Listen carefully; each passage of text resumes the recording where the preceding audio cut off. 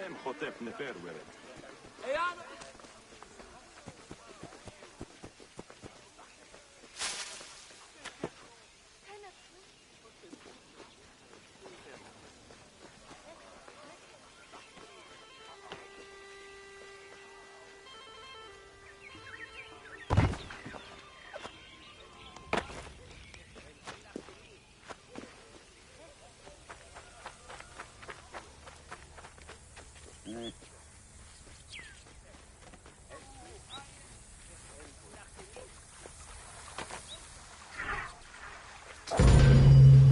Welcome to Bread and Beer.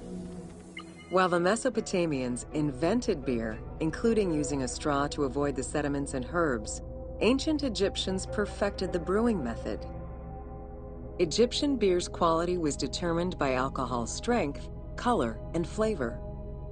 During the Pharaonic era, beer was the most commonly used and important alcoholic beverage. The state and temples used it, along with bread, as payment to workers, and it was included on the lists of food offerings to the gods and the deceased.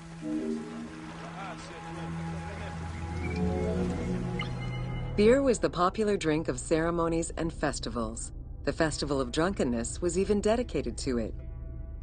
Considered to be quite nutritional, beer was also significant in the day-to-day lives of ancient Egyptians.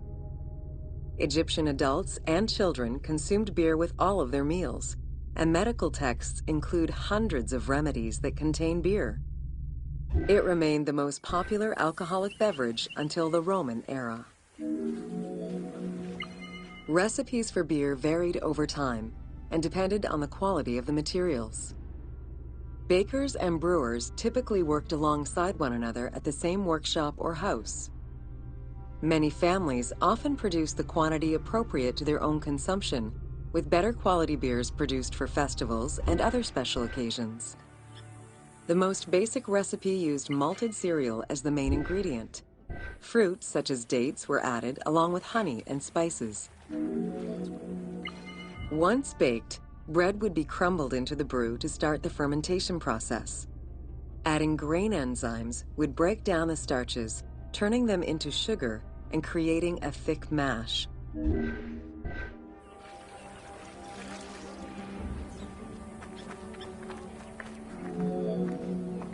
Once ready, the bread and grain mixture was compressed and then strained through a sieve with water into the mix of malt beer. Once fermented, the beer mash was transferred to large containers. Once smooth, the beer was stored in pottery jars and sealed with a clay stopper. It probably couldn't be kept for long and likely had a thick, pasty appearance and texture. Very little was wasted.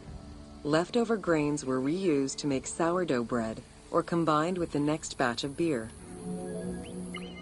While there are many ancient accounts for making bread, most of the knowledge known about ancient Egyptian brewing comes from an account by the alchemist Zosimus over 300 years after Cleopatra's reign. More recently, Dr. Delwyn Samuel, an archaeobotanist, has proposed alternate antique techniques to brew beer.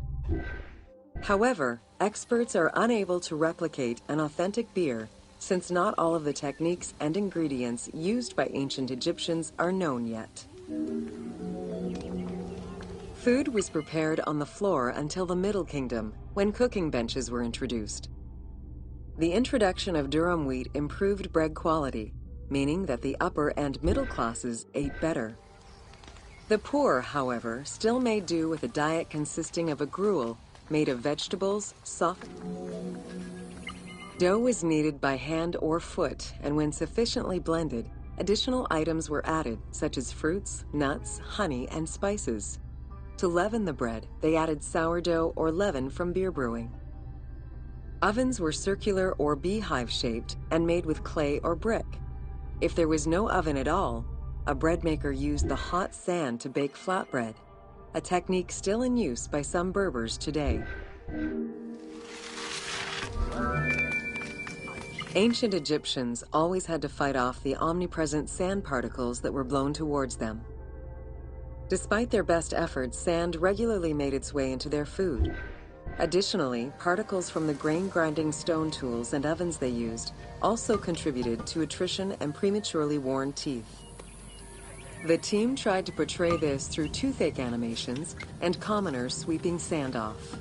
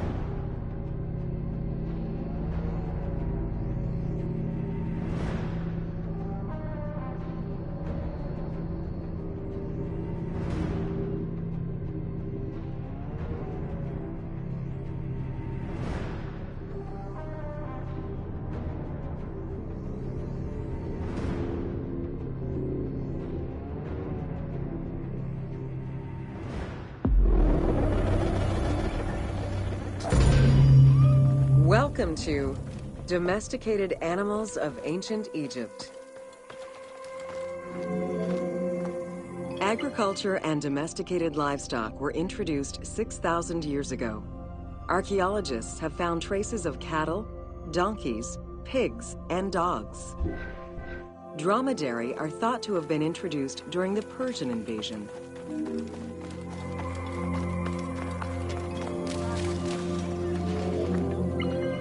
Pets were deeply cherished in ancient Egypt.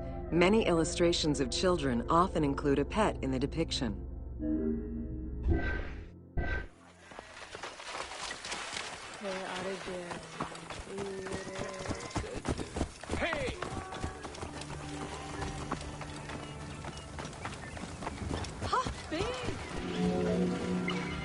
One of ancient Egypt's most iconic animals, the cat, wasn't adopted into their daily life until the Middle Kingdom.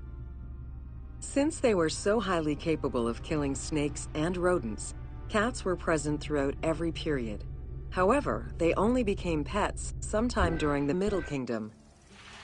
Prince Thutmose, son of Amenhotep III, had his cat Tamu laid to rest in its own sarcophagi.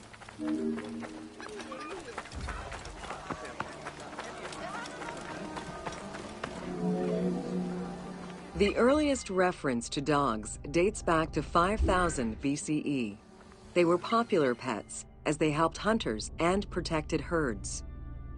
They were closely linked to Anubis, the jackal-headed god. Baboons, monkeys, and even falcons were tamed as pets. Each was mummified and buried with as much ceremony as any family member.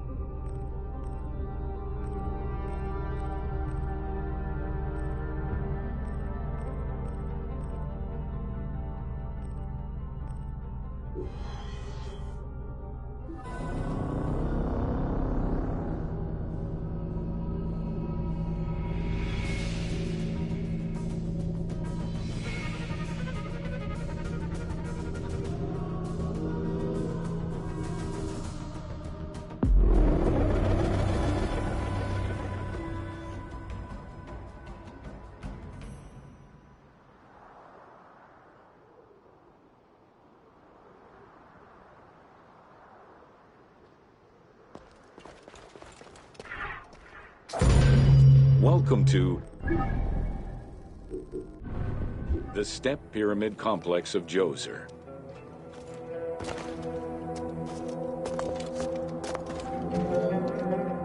The Step Pyramid is at the center of an enclosed complex, comprised of temples, models of palaces, and artificial constructions, all built for the afterlife of Pharaoh Djoser. The funeral complex itself covers 15 hectares and is located on the highest point of the Saqqara Plateau.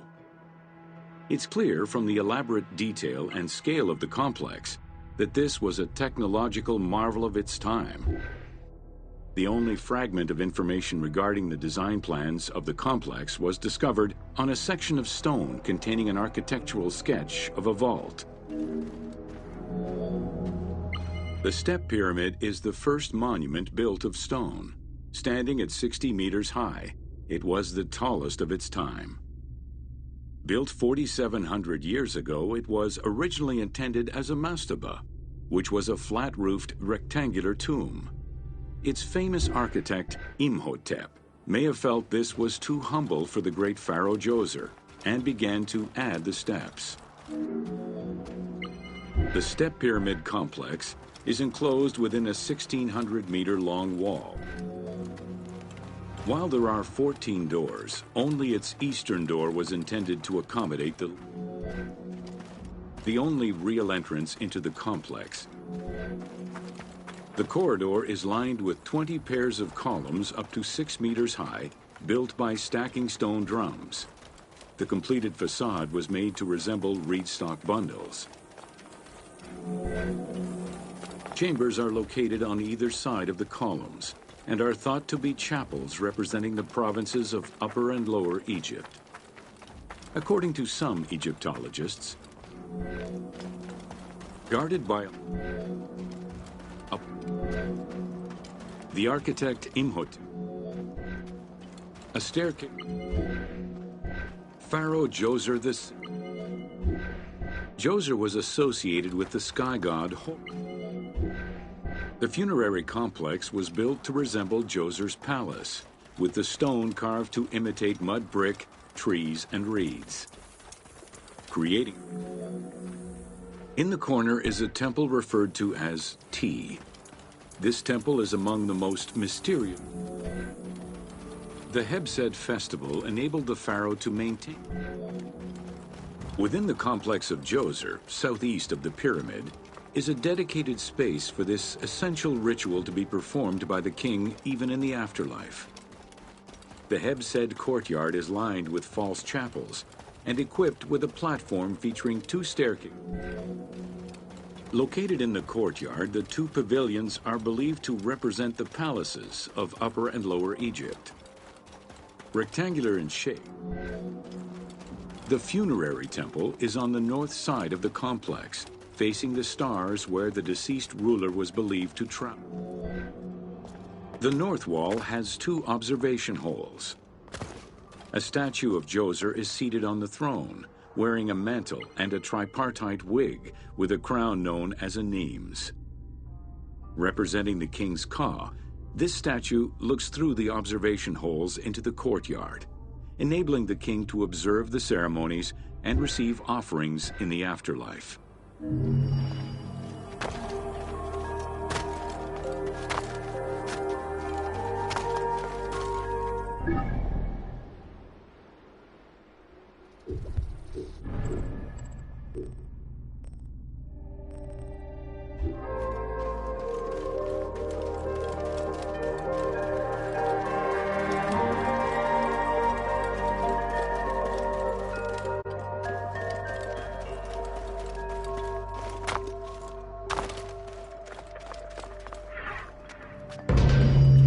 Welcome to Inside Djoser's Step Pyramid.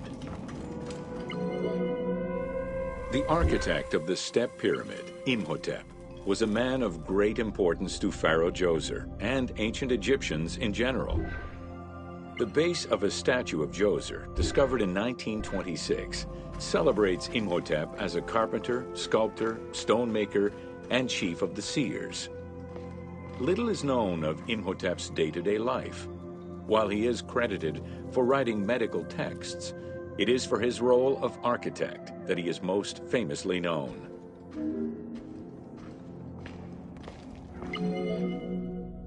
From the design of the pyramid to the elements within the complex itself, Imhotep set out to create something that would immortalize his king. An architect. In addition to the central subterranean palace built for Djoser, 11 wells were dug.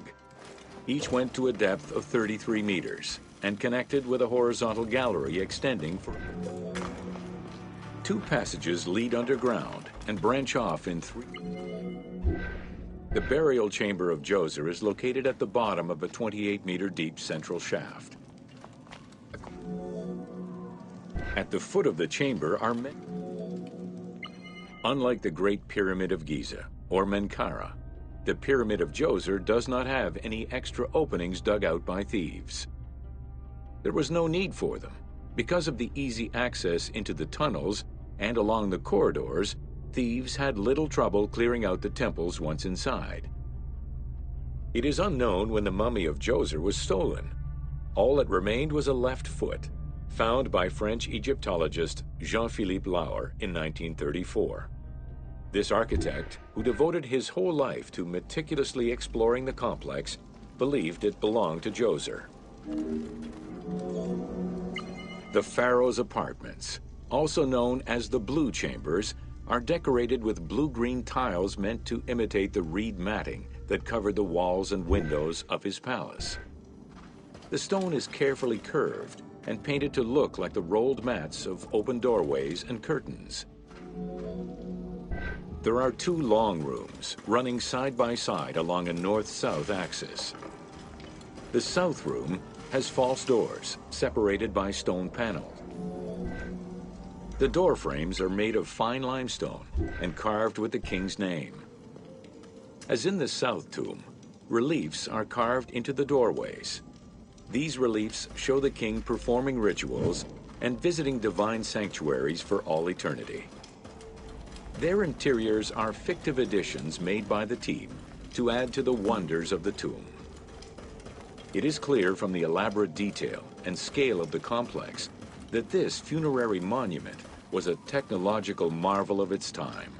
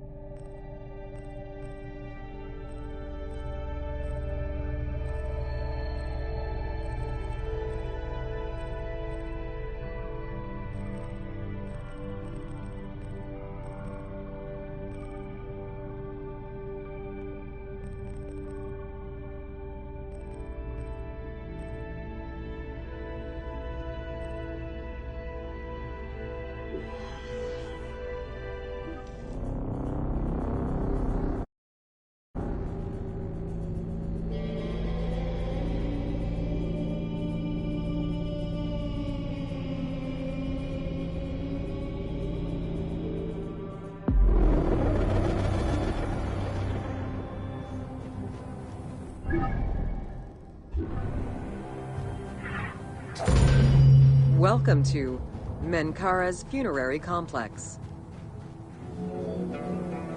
The dimensions of Menkaure's pyramid are much less grandiose. However, unlike its predecessors, Menkaure's pyramid shows a great deal of complexity in its internal and external finish. The outside was partially covered in red granite, while the internal walls were richly decorated. This Menkaura's pyramid contains two sloping passages, both located in the northern side of the structure. The upper one was abandoned during the construction phase, whereas the lower one, slightly above the base of the monument. While Menkaura's pyramid complex was unfinished at the time of his death, it was hastily and somewhat shabbily completed by his successor, Shepseskaf. Even so, this funerary structure, Menkaura's causeway, was completed in mud brick by the king's successor, whereas the lower part was nothing more than a simple ramp. Three small structures, referred to as Menkaura's Queen's Pyramids, were erected along the southern side of the main pyramid. The easternmost pyramid was built with the traditional rooms and corridors found within a satellite pyramid meant to house the king's ka. However, a granite sarcophagus was found within, leading to the conclusion that it was used as an actual tomb rather than as a symbolic cenotaph. Drawing on these observations, some assume that this pyramid was first built as a satellite pyramid for the king's ka, before seeing its purpose change to that of a queen's tomb. Which queen, however, remains a mystery.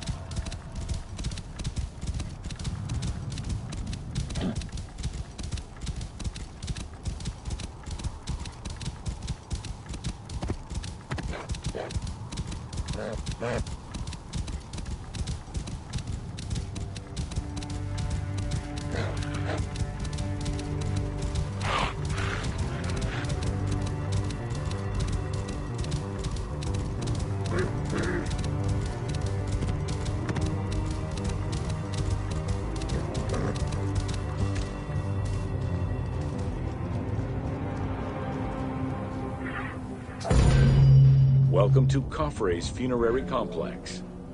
Since the very beginning of the 4th dynasty, mortuary temples were built adjacent to pyramids on the east. In its standard form, a mortuary temple was divided into two parts.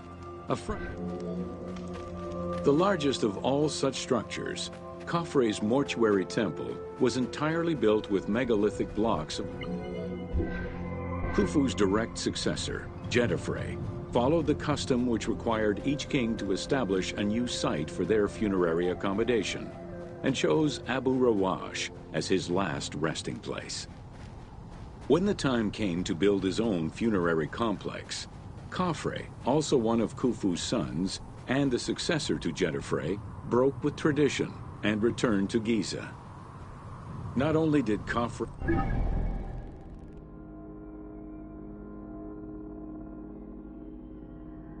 thumb his nose at tradition, but he did so in a way which he hoped would allow him to overshadow his father's most important monument.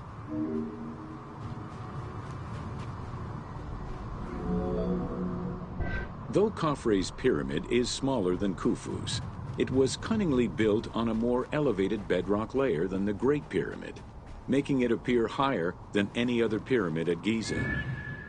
Today, Khafre's pyramid is the only one among the three at Giza that still has the upper part of its limestone casing.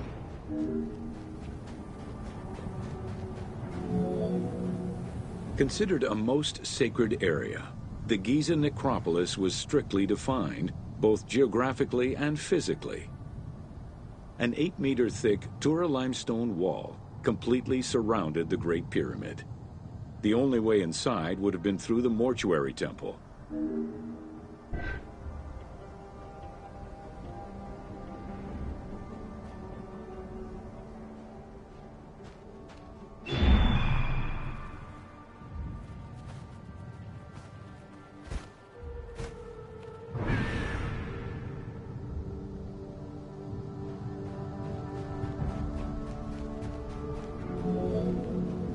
From the reign of Sneferu and onwards, the subsidiary pyramid became a common feature within the pyramidal complex. The function of the subsidiary pyramid, however, smaller in size and in height than the royal tomb, remains unclear, though some believe that it was meant to house the ka of the pharaoh.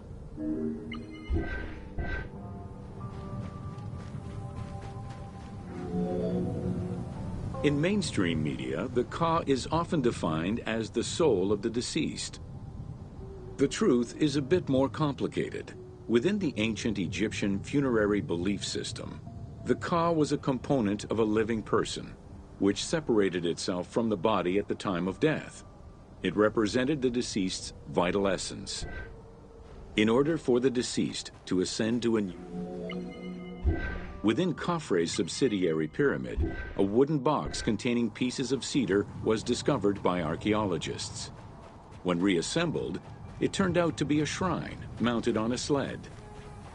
Just as with the solar barges found around Khufu's pyramid, it seems Khafre's shrine and sled were ritually disposed of after his funeral.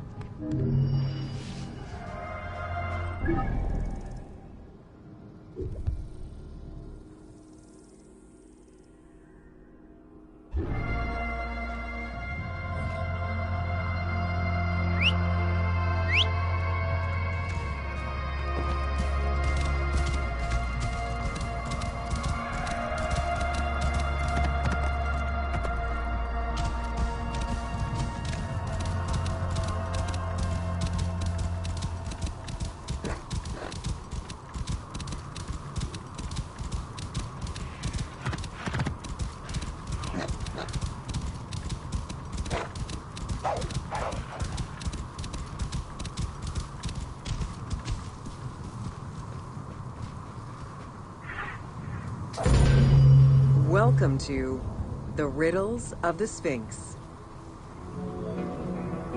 A sphinx was originally meant to be a personification of the king.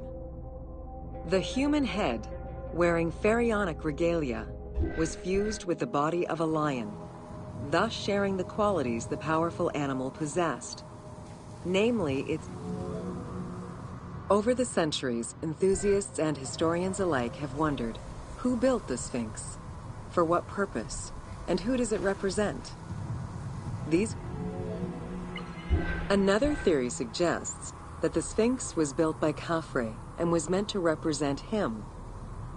The arguments to support this hypothesis are based on the fact that the limestone beds used for the main work of the Temple of the Sphinx are geographically and architecturally similar to the Valley Temple of Khafre. Some believe that Khufu himself built the Sphinx, which was later finished under his successors, Djedefre and Khafre. These arguments are based on the stylistics of the engraving, the typology of...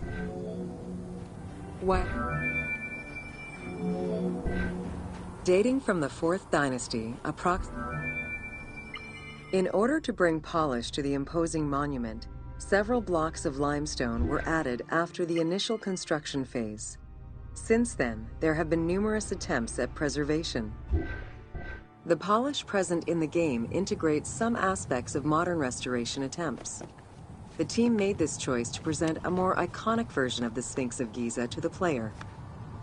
Today, the Sphinx is called the Terrifying One. This appellation is translated from its Arabic name, Abu al-Hal, which in turn was derived from Baluba in Coptic. The Sphinx as a whole was carved in situ from a natural stone promontory. Its head was built in a limestone peak of the Mukattam Plate, and the body was sculpted in the underlying rock layer where it is located.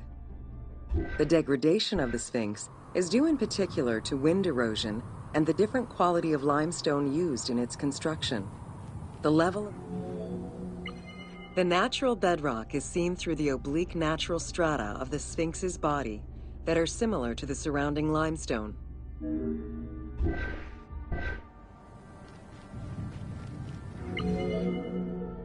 Since antiquity, people have always believed there was a hidden tomb deep within the Sphinx. It is thought that attempts to plunder the Sphinx began as far back as the First Intermediate Period. Since then, numerous attempts to pierce the Sphinx's secrets have been carried out, leaving indelible scars upon the monument.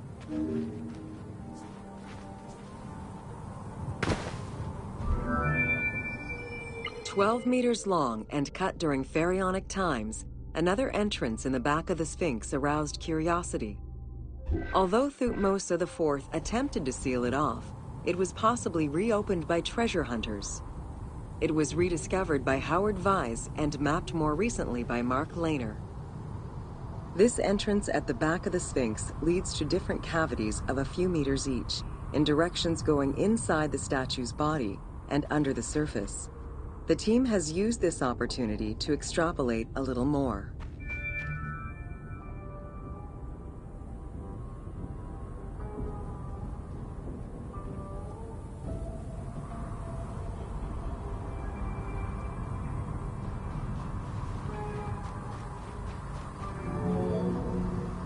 While there have been no major discoveries pertaining to the Sphinx of Giza in recent years, theories and hypotheses continue to emerge. Without validation provided by archaeological sources, however, they remain unsubstantiated. The first of the main theories as to the Sphinx of Giza's meaning posits that the Sphinx was originally a massive representation of the god Anubis. Its principal arguments are that the head of the Sphinx is disproportionate compared to the size of its body. The second theory believes that the representation... Several scientific projects using new technologies have been put in place in the past decades. The most important was led by Mark Lehner and his team, who specialize in the study and survey of the Giza Plateau, including the Sphinx site. The mapping made it possible to see the materials used to construct the Sphinx, analyze the different layers of erosion, and figure out the most fragile areas to protect. After a few attempts at giving the Sphinx artistic proportions, the team instead decided to use photogrammetry mapping to faithfully reproduce the proportions of the Sphinx. What the Sphinx of Giza represented during its construction. Amenhotep II built a second temple dedicated for the Sphinx as Horemakhet to pay homage to Khufu and Egyptologist Mark. While sleeping between the Sphinx's paws, the future Thutmose IV saw in a dream the god Horemakhet proclaiming his coming accession on the throne of the two lands. This was, of course, on the condition that he remove all of the sand covering the Sphinx, which stood guard as the personification of the god, and should thus never be engulfed by the sand. The 1510 dream. That same year, Kavilia discovered fragments of the Sphinx's beard that had probably been added during the New Kingdom. If many of these pieces are held by museums in Cairo, a fragment is displayed at the British Museum, along with a piece of the uraeus that was on the Sphinx's headdress. It is believed this fragment of beard was possibly kept in place thanks to the statue of Amenhotep II, which was supposed to be located under the head of the Sphinx.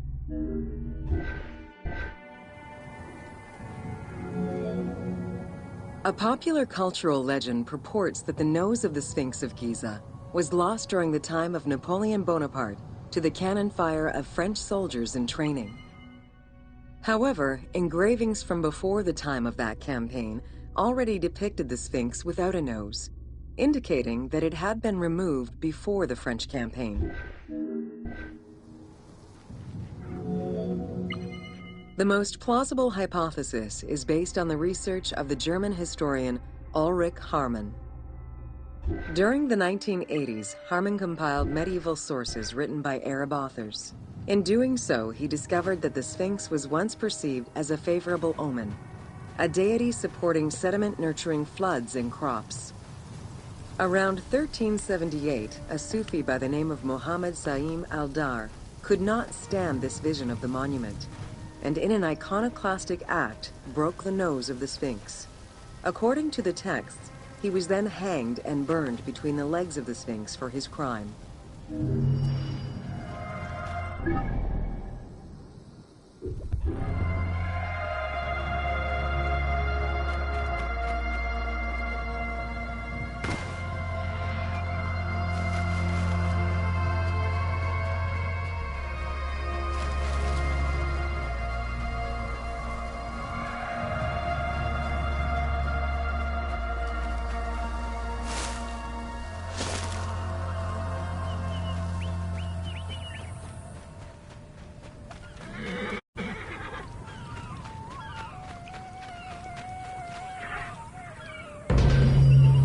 Welcome to an overview of the Giza necropolis. The Giza Plateau is located on the west bank of the Nile and was considered by ancient Egyptians as the domain of the dead. The pyramidal complexes found there were built over the span of 3 generations, during the reign of Khufu, Khafre, and Menkaure.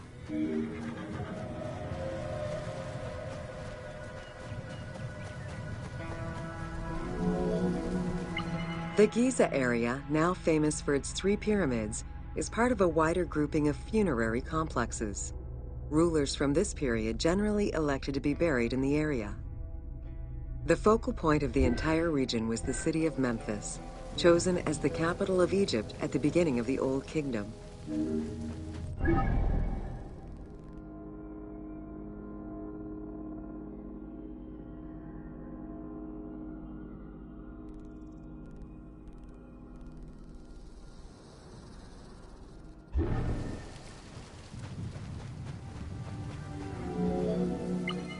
The placement of the Giza monuments, and particularly that of the pyramids, followed a practical yet strict alignment.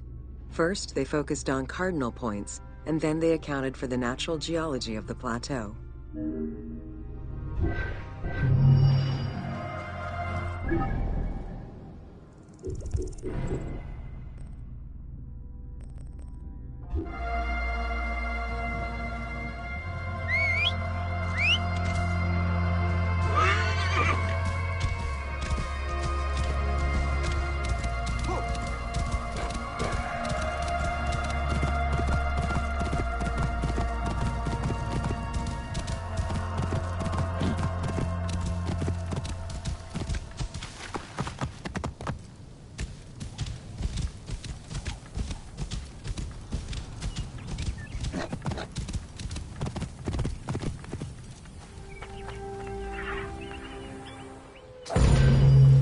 Welcome to Khufu's funerary complex.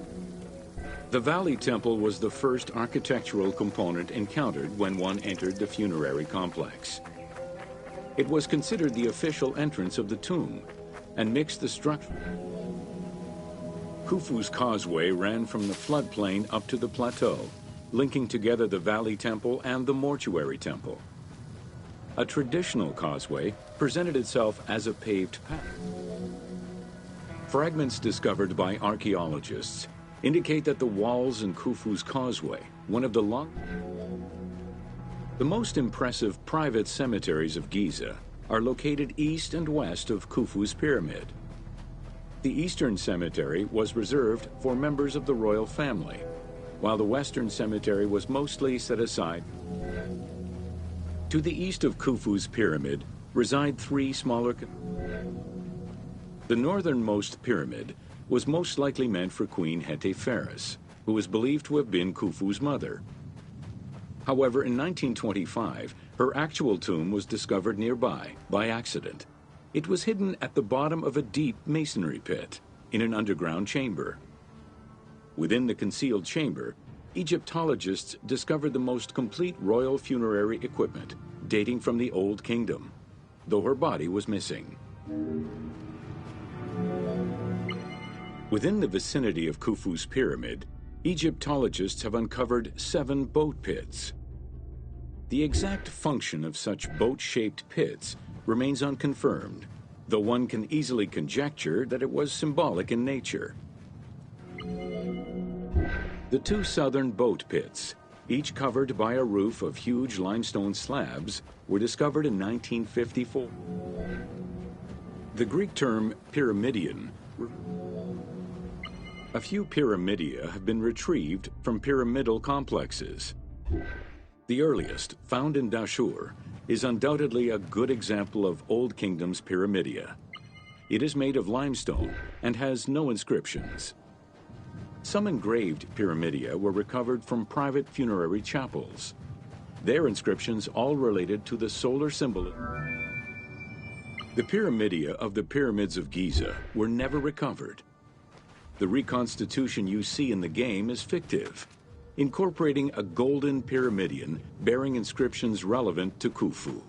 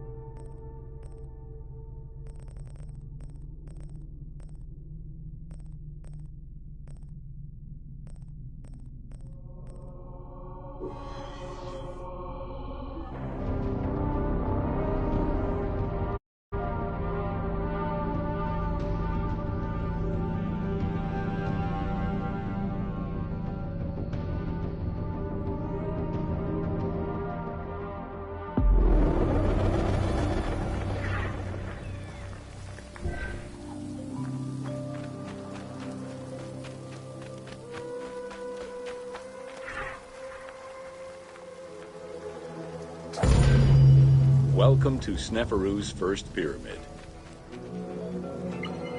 With the long reign of Sneferu, the first king of the 4th dynasty, the most brilliant and creative period began for the construction of funerary monuments in Egypt. Funerary monument design moved from the step pyramid to the smooth-faced pyramid. While Sneferu's monument started as a 7-stepped pyramid, it was later altered into an 8-stepped structure. The smooth dressing of the walls did not provide sufficient bonding, however. As well as the smooth sides, it was the first time a ceremonial pavement was built, leading from the valley to the temple of the pyramid. Another innovation was that of the funerary chamber, which was no longer at the bottom of a well, but rather above ground level. This change signaled the beginning of the 3-bedroom system.